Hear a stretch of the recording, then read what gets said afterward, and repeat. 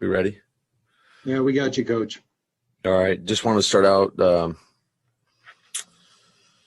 First of all, you got to give, Tampa, congratulate those guys on a tough football game.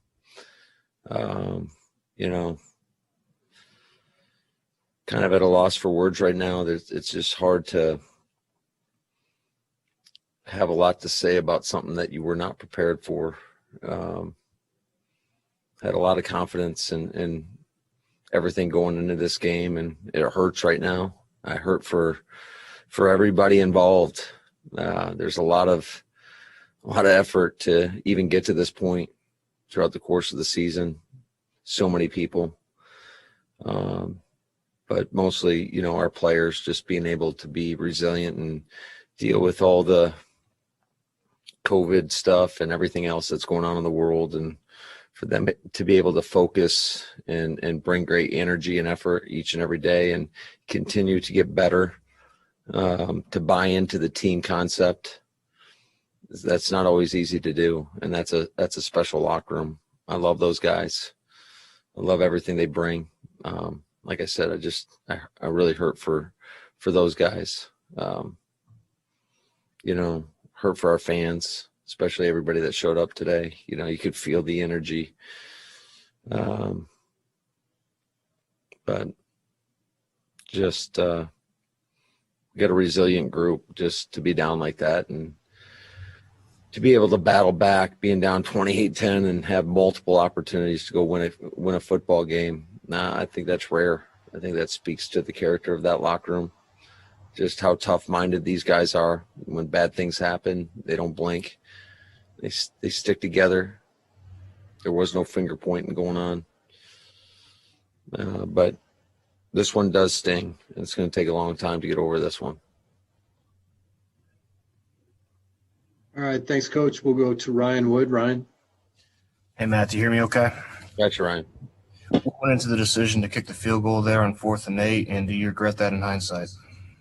Yeah, anytime it doesn't work out, you always regret it, right? But it was just the circumstances of having 3 shots and coming away with no yards, and knowing that you not only need the touchdown, but you'd need the 2-point. So the way I was looking at it was we essentially had 4 timeouts with the 2-minute warning. And, we knew we needed to get a stop. And I thought we were going to have a stop there at the end, but, we got called for the PI. And it didn't work out. So I think anytime something doesn't work out, do you regret it? Sure. But we're always going to be process driven here. And the way our defense was battling, the way our defense was playing, we felt like it was the right decision to do. And it just didn't work out. All right, we'll go to Pete Doherty next. Pete. Hey, Matt, on that final touchdown at the end of the half, was that man or cover 3, and what happened there from what you saw? Yeah, it was man coverage. Definitely not the right call for the situation. And you can't do stuff like that against a good football team and expect to win. So, I mean, really, when you look at it, there was 20 some odd plays, on both sides of the ball, plus all the special teams. There was a lot of plays in that game that could have been made that could change the outcome of the game. But the ones that really hurt us the most were that play, and then to come out the start of the second half, had the fumble, and they score to make it 28-10. I mean, that really was a big difference in the football game. You just can't do that stuff. And I blame us as coaches, for putting our guys in that situation. That's inexcusable. That should not have happened. So we gotta take a look at it and do some self-reflection and try to figure out ways how that can't happen again. We'll go to Rob Domofsky next. Rob. Hey, Matt, Aaron just finished up with us, and I mean, he sounded like a guy who had no idea whether he'll even be back here next year. Do you think you're going to get another chance with him to do this? And what's the future hold? I sure as hell hope so. I mean, guy's the MVP of this league. He is the heart and soul of our football team. So, hell yeah, he better be back here. He's our leader. And, you know, just so appreciative of him buying into what we're trying to get done around here and leading that group. You know, his voice carries a lot of weight in that locker room. And just, you know, I feel for him to be in this situation and for us not to get it done. I mean, it hurts. All right, we'll go to Tom Silverstein next. Tom.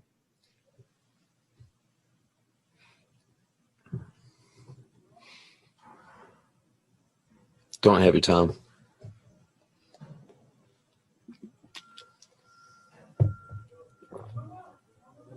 We'll go to Jason Woolley next. Jason. Matt, can you hear me okay? Got you, Jason. Matt, you guys were so good. Red zone, gold zone, whatever you call it. You guys were awesome all year, and you probably lost today because you weren't good enough there. What was the difference? You know, I just talked to Hackett about this right before we came in here, and I think a lot of times when we got down there, we did a really good job of running the football and having actions off of it. And then you look at it today, and I think we probably got a little too much drop back. And just, you know, they did a nice job. They came out with a little bit different plan than what we were anticipating, so you got to give them credit. But, you know, I put that on myself, just not calling the right plays, you know, the stuff that we did so well all season long and kind of got away from it. And really that second half, specifically the fourth quarter, just got out of our offense, and that's on me. All right, we'll give Tom Silverstein a try. Tom. Hey, Matt, can you hear me? Got you, Tom. Okay, thanks. So if you had the 3 plays down there and you weren't nuts about the fact you didn't get in, what would have changed if you had gotten back down there? What would have made you feel better about a chance to get back down there again? I don't know, Tom. I don't know. I got confidence in our guys, and I got confidence in our staff that we'd make the necessary adjustments to have success. And, you know, but that's a moot point because we didn't get the ball back. And so who knows? All right, we'll go to Bill Huber next. Bill. Hey, Matt, on the 3rd and goal at the end, Aaron said that you let him call the play.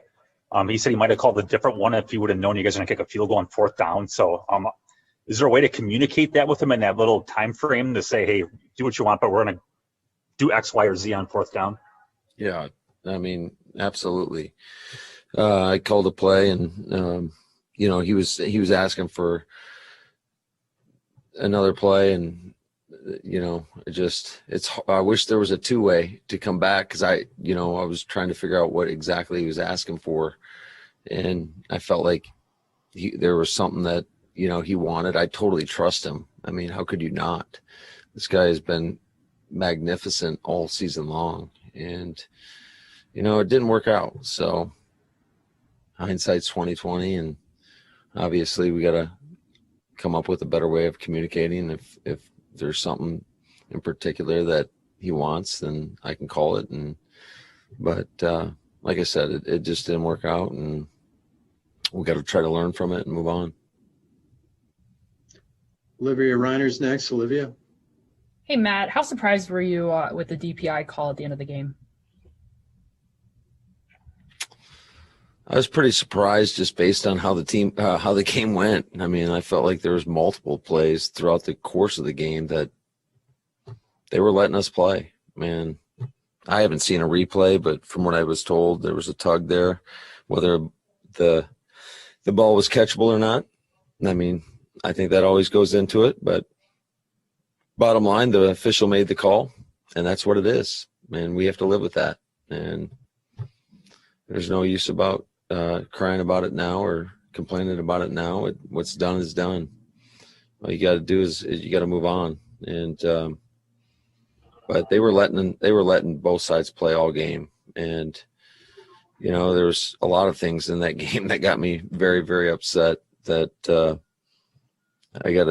maybe they were right. I don't know. I got to go back and watch the tape. All right, we'll go to Mark Daniels next. Mark. Hey, Matt, you got me? Gotcha, Mark. Matt, what is it about their pressure that just made it very difficult for you now, two games? Yeah, they do a nice job of disguising and holding stuff to the snap, and it's a good scheme, and they got good players, and you got to give them credit. Certainly, we didn't do enough offensively to counteract that, and we got to take a long, hard look at what we're doing offensively for that, because that is a team that I'm sure that down the road, if we're in a situation like this again, that we could potentially have to play. And I'm sure other people are going to look at that tape as well and try to figure out how to stop our offense, because our offense has been pretty dynamic all year long. And I felt like we had plenty of opportunities tonight to take advantage of and get the job done. And we didn't do it, and that falls on me. And, that's a tough pill to swallow when you're responsible for everybody in this organization to make sure that you're on your A game. And I don't feel like I was tonight. And I just pretty disappointed that let a lot of people down. Go to Aaron Nagler next. Aaron. Coach, you were talking earlier about how much trust you have in your quarterback. Did you have a little too much trust in him after those Jair interceptions? You have back-to-back picks, picking off Tom Brady in the NFC Championship game, and you throw 6 passes, and then you're punting twice. Yeah, Aaron, that's a fair question. And, I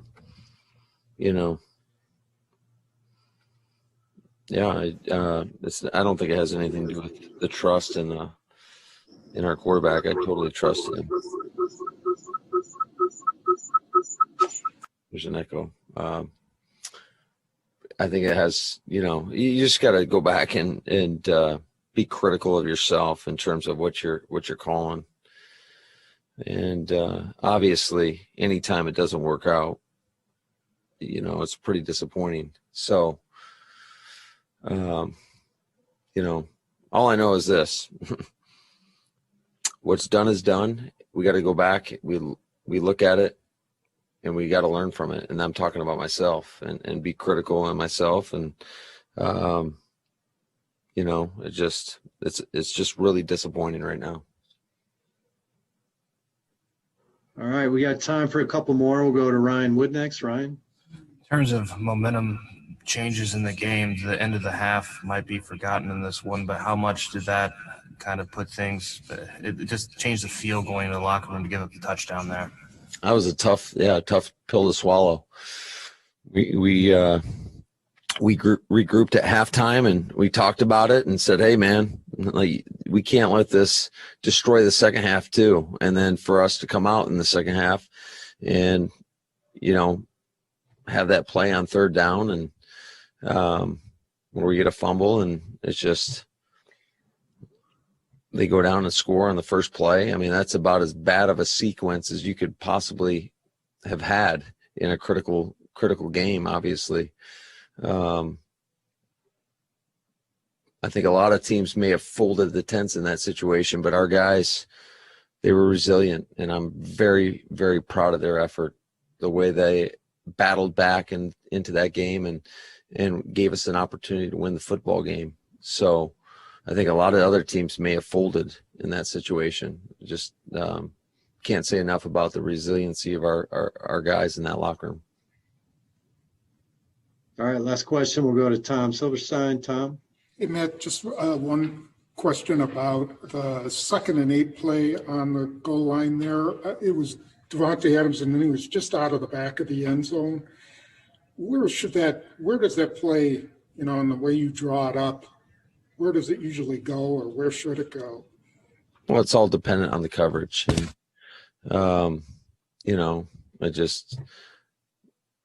it didn't work out, Tom. So I'll go back and look at it and probably have a better answer for you tomorrow. But I gotta watch the tape.